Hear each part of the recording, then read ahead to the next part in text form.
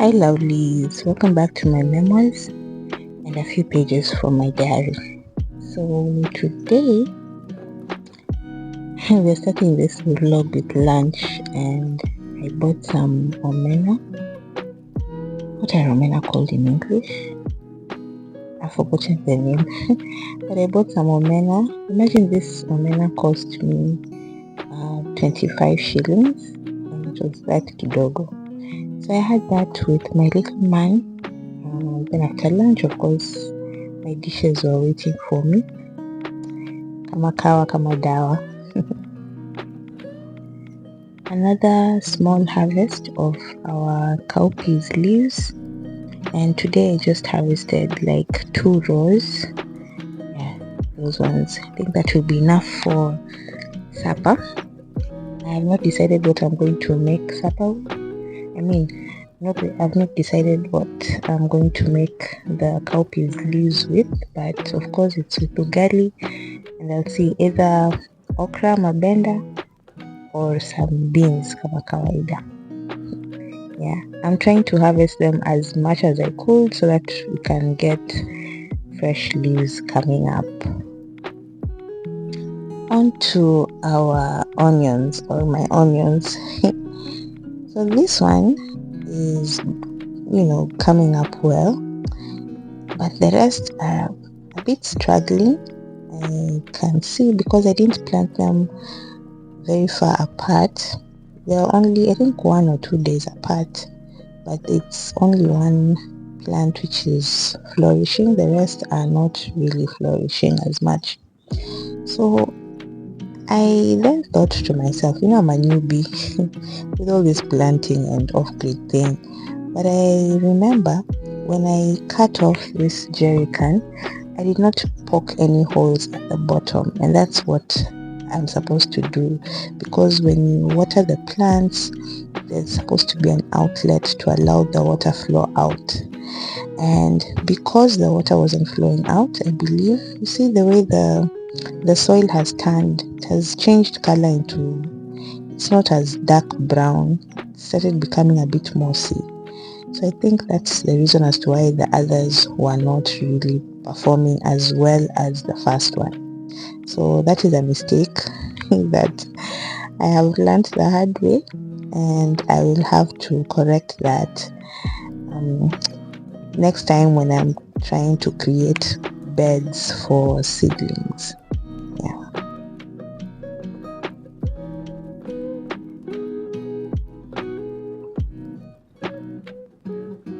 Ever since I discovered my ladyfingers growing, I haven't had a chance to harvest them, and I've seen that they are becoming very long, and I believe that it's ready. It's time to at least harvest them and allow others to grow. I did not know that ladyfingers are like, the leafy vegetables where when you cut one off, you give it room for another to grow. So of course I want more of these, so I'm going to harvest them so that I can allow the rest to grow and at least cook them and see how the taste is, because they look very healthy and they're very long. They're not like the normal ones that I get from the market, which is very interesting. I bought the seeds in Mombasa, so I believe maybe that's the difference. Maybe the ones that are used here, the seeds that are used here are different. I don't know. So I'm planning to save one particular veggie or one okra. I'll dry it up so that I can be able to replant and have more. Yeah, so let's harvest. Let's harvest them.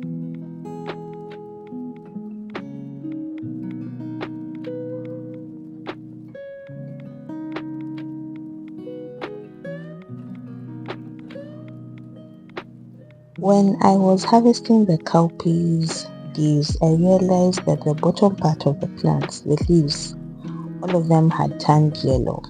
So I didn't know exactly what caused that, but according to my understanding, I think it's because I planted the rows too close to each other. Then when they started growing, they became so thick and bushy that there was not enough sunlight that was going through the plants.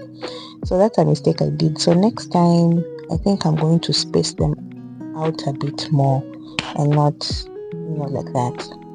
Then that's a wild maize. I did not plant that. I think it just started growing on its own.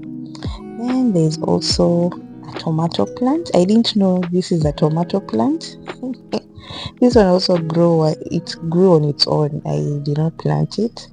I was told by Kazungu, the guy who usually comes to do the menial jobs around the house. So that one I didn't know. Then one of my daughters plucked off some pods from this place, and surprise, surprise, these are green peas. Are they green peas? Green beans. I don't know. Pojo in Kiswahili. Yeah, that's pojo. That one is also growing wildly. I had no idea. There is pojo here, and there is also some cowpeas kunde here. Yeah. So I don't know which one is which, but yeah, just thought I could share. These ones we did not plant. I think because of the rains, they are just growing on their own. So Mother Nature never fails.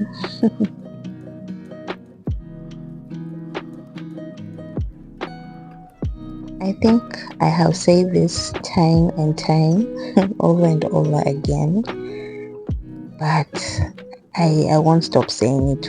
I am so grateful. We are so grateful for the harvest, the small harvest, the tiny harvest that we have done so far from our shamba. We are so thankful because this is us living the dream bit by bit, day by day. All this is from our shamba, and it just gives me a lot of joy to know that we have some sort of food supply that is within our small compound, our small farm, and I believe bit by bit we are making this a reality.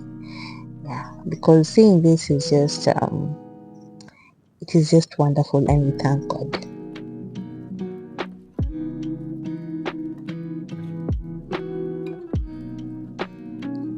Much later during the day, I decided to dig up some soil and fill up some sacks to have a sort of nursery, seedling bed just next to the house. I did not want a repeat of what happened with the onions.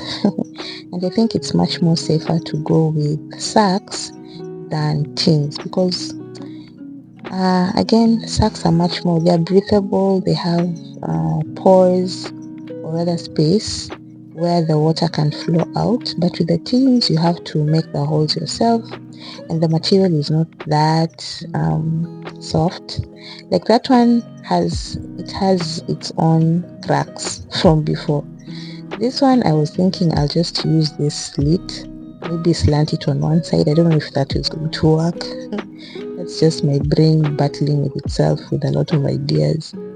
But either way, I dug up some soil with a djembe, and I used our shovel and just filled up the tins and the sacks. So I haven't really decided on what I'm going to plant, but I think I will do more of the sacks and less of the tins. And after all, I don't even have a lot of tins or the plastic containers to do the planting. I have more of the sacks because I've been using charcoal, and apart from that, I think I have sacks for storage and all that, so it's much more easier to get than the tins. Yeah, so this is me. The soil was a bit hard, it hasn't been raining as often, so I had to weed out a small patch of the shamba. And I realized that underneath the soil is a bit soft because the weeds help with preventing the sun rays from reaching the ground, so it retains the moisture. It's just like mulching. So that's what I did. It was a bit easier than the bare ground which was exposed to the sun. Yeah, so that is me doing that with my tools.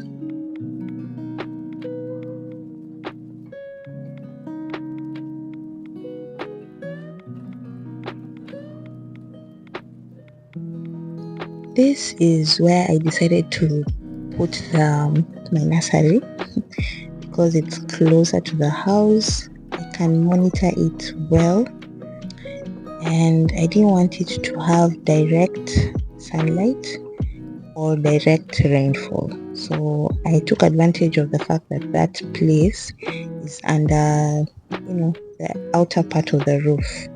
So it won't really receive a lot of water or too much sunlight. And this is the back of the house. The sun rises from the front of the house.